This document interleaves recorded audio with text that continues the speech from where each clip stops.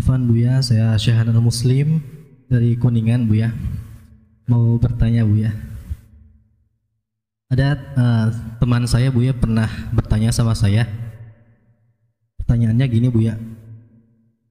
Kenapa kita diciptakan oleh Allah padahal kita gak minta sama Allah untuk diciptakan? Yang nantinya semua yang kita lakukan di dunia akan ada balasannya di akhirat.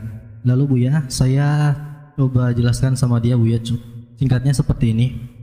Jangan pernah bertanya tentang Allah, tentang apa yang dilakukan Allah, tapi tanyalah pada diri kita apa yang kita lakukan untuk Allah. Saya mohon Buya supaya berkenan untuk menjelaskan pertanyaan dari teman saya, karena saya takut Buya jawaban saya salah sehingga teman saya semakin gelisah. Syukran Buya. Assalamualaikum warahmatullahi wabarakatuh. Assalamualaikum warahmatullahi wabarakatuh. Pembahasannya bukan tentang pertanyaan yang ditanyakan dulu. Kita kembalikan kepada orang yang bertanya dengan pertanyaan, apakah sudah pasti engkau yakin adanya Allah atau tidak? Kamu yakin atau tidak? Jangan sampai kita terjebak, jangan-jangan dia memang tidak beriman kepada Allah. Itu, jadi kita harus bertanya. Kalau orang bermasalahnya masih ada keraguan keimanannya kepada Allah, kita mantapkan dulu keimanannya kepada Allah. Jika kemudian dia meyakini adanya Allah, Tuhan, kita bertanya lagi, yang kau fahami tentang Tuhan itu kayak apa? Jangan-jangan dia salah memahami tentang Tuhan. Kan begitu? Sehingga dia banyak bertanya tentang Tuhan. Kalau dia tidak percaya, orang kan bebas, kita percaya, manusia percaya atau tidak percaya urusan. Dan kita pun juga tidak mencaci maki orang yang tidak percaya adanya Tuhan. Karena Islam dilarang mencaci maki. Cuman kita, di samping kita menggunakan akal kita mendapatkan petunjuk, risalah dari bagian dibawa bagi Nabi, kita percaya adanya Tuhan. Jadi, kalau memang dia percaya tentang akan Tuhan, apa yang kau ketahui tentang Tuhan? Nah, apakah Tuhanmu itu Tuhan yang dibatasi oleh sesuatu atau Tuhan yang mutlak jika berkehendak? Ya kan begitu? Mutlak berkehendak. Kalau menginginkan sesuatu pasti terwujud. Kalau menginginkan kita begini akan terjadi ini. Lah kalau keyakinan tentang Tuhannya tidak seperti itu, maka itu belum Tuhan yang sesungguhnya. Masa Tuhan diatur oleh makhluknya?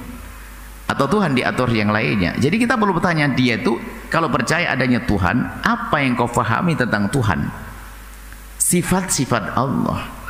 Di saat orang sampai kepada pemahaman bahwasanya kalau Tuhan itu kalau punya kehendak nggak bisa yang ada menghalangi dong. Kalau yang ada menghalangi berarti lebih hebat dong dari Tuhan. Berarti bukan Tuhan lagi. Baik. Selagi apa yang Allah kehendaki tidak ada yang menghalangi, jika sudah sampai kepada pemahaman ini, maka baru kita boleh bertanya. Selagi kehendak Allah tidak ada yang menghalangi, maka semua yang terjadi atas kehendak Allah. Dan kemudian dari sifat lain lagi, bahasanya Allah adalah masalah keadilan Allah. Ini pembahasan, sehingga jangan dicoplok dengan pertanyaan begitu seolah-olah ini kayak wah gini. Kenapa Allah buat kita begini? Memang dia pada dasarnya tidak paham tentang Allah atau tidak kenal Allah, tidak memahami sifat-sifat Allah, sehingga karena dia tidak paham sifat-sifat Allah, dia akan bertanya sesuatu yang bertentangan dengan sifat kebesaran Allah. Bisa jaja di benaknya seseorang yang meyakini adanya Allah, tapi tergambar Allah itu seperti manusia misalnya, seperti apa? Seperti raja. Ya salah juga. Makanya perlu kita kuatkan pemahaman tentang sifat-sifat Allah tadi. Baru kemudian setelah itu kita tanya, kalau sudah kamu yakini bahasanya Allah Maha Kuasa dan Allah Maha Berkehendak dan kehendak Allah tidak ada yang bisa menghalangi, maka Allah bebas membuat siapa apapun. Ini. Kemudian di saat Allah membuat sesuatu itu, kemudian Allah memperlakukan sesuatu dengan apapun, itu tidak akan disebut sebagai tidak adil. Allah zalim. Kenapa? Harus paham dong, zalim itu gimana sih? Wong dia tidak ngerti zalim. Zalim itu adalah saya sudah sepakat dengan Anda untuk kerja di tempat saya, kemudian saya berjanji akan menggaji Anda, lalu saya tidak gaji, maka itu dikatakan saya zalim. Pertanyaannya, Anda sudah percayakan kepada Tuhan, oke. Apakah ada perjanjian kepada Allah bahwasanya Allah harus menjadikan Anda begini? Mulai kapan Anda punya janji dengan Allah? Kan begitu. Loh, kalau Anda tidak pernah ada janjian, kenapa Anda bilang Allah zalim? Kan begitu. Allah zalim. Kemudian setelah itu Allah berikan kepada kita akal juga untuk berpikir. Jadi ini pembahasannya adalah kembali kepada masalah keyakinan tadi, keimanan. Kalau saya yakin adanya Allah, permasalahannya adalah dia adalah salah dalam mengenal Tuhan. Maka memahami sifat Allah itu penting banget. Allah. Kita tidak ada perjanjian ke Allah, ya Allah tolong ciptakan aku dan jadikan aku begini, nggak ada. Jadi Allah menjadikan kita kulit hitam, kulit putih, nggak ada yang bertanya. Dan saya tidak pernah, ya Allah kenapa kau jadikan aku kulitku hitam? Nggak ada. Kenapa? Memang ada janjian, suka-suka dong Allah buat. Anda tidak adil ya Allah. Loh, Anda yang adil? Apaan urusanku denganmu? Adil. Memang ada janji apa dengan kamu? Nah ini paham kalau kita makhluk. Dari mana kita mengatakan Allah tidak adil? Dari sisi mana? Coba. Sisi akal yang sehat kita dari mana? Kita mengatakan Allah tidak adil. Kenapa? Allah telah menciptakan saya, kemudian menjadikan saya sengsara. Loh, memang ada janji untuk menjadikan kamu tidak sengsara. Kemudian pun demikian Allah mengasih jalan kok agar kau tidak sengsara. Kenapa tidak ambil jalan? Masalah iradah seperti itu. Jadi kadang-kadang kita ini belum kenal Allah dengan sifat-sifat Allah, maka sering salah pertanyaan-pertanyaan itu. Ya, seperti itu. Jadi tidak ada perjanjian kita dengan Allah untuk Allah memperlakukan kita begini-begini. Jadi Allah memperlakukan apa saja terserah Allah. Allah menjadikan kita terserah Allah. Menjadikan seorang kafir terserah Allah, suka-suka Allah. Allah menciptakan neraka. Jangan bertanya, ya Allah kenapa harus kau ciptakan neraka, kenapa ada surga tok? Ngatur Allah, siapa kamu? Kan begitu. Nah, kalau sudah mulai terus bertanya lagi, sebenarnya dia tidak percaya tentang Allah. Tuhan itu bagaimana sih, kan gitu. Selagi tidak percaya Allah, ya sudah repot. Jadi jangan berdebat dengan orang yang memang keyakinannya kepada Allah adalah dia menggambarkan Allah seperti seorang raja, seorang manusia yang kita bisa demo. Allah memberikan kepada kita akal untuk berpikir. Allah memberikan kepada kita kemampuan, dan Allah memberikan kepada kita kemauan. Jadi kemauan kita ini untuk menjadikan kita selamat.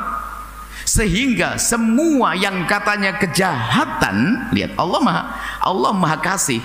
Semua yang dikatakan kejahatan jika dilakukan seseorang di luar kesadarannya nggak dianggap jahat kok. Mematikan bayi kecil ini kurang ajar atau tidak? Membunuh anak kecil, iya kan? Tapi seorang ibu lagi tidur baring dari kanan ke kiri, ngencet anaknya mati, apakah dosa ibunya? Ya enggak dong, di luar kesadaran dia. Naik motor kita jalan kenceng, tiba-tiba ada orang nyebrang mati, nggak dosa kok. Duh, mana ini? Coba tiba-tiba kita datang nusuk orang, dosa dengan kehendak kita, seperti itu loh. Jadi bicara tentang keimanan mudah untuk menyelesaikan itu. Pertanyaan-pertanyaan itu sering terjadi karena tidak kenal. Seperti halnya pertanyaan yang aneh. Allah kan maha kuasa. Apakah bisa Allah menciptakan Tuhan baru lagi, Tuhan lagi? Nah ini pertanyaannya orang nggak paham tentang bagaimana wujud Allah. Wujud Allah adalah maha tunggal dan tidak diciptakan Allah. Jadi Allah, kuasa Allah tidak ada urusannya dengan hal yang mustahil. Mustahil adanya Tuhan lain lagi. Maka mustahil Allah menciptakan Tuhan. Nggak boleh, pertanyaannya nggak sah. Terbang adalah burung, kan begitu.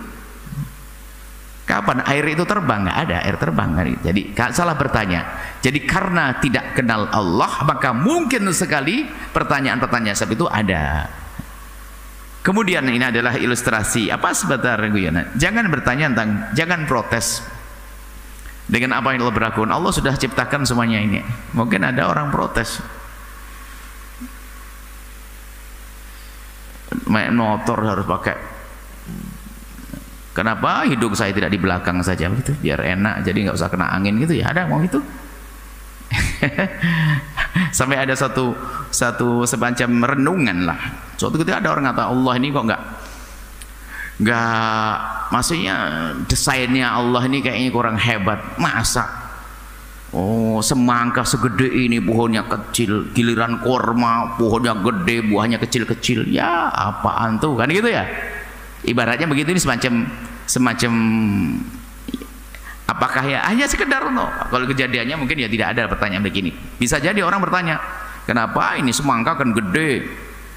Mestinya pohonnya gede juga dong. Giliran korma, pohonnya gede, buahnya kecil. Setelah itu dia capek.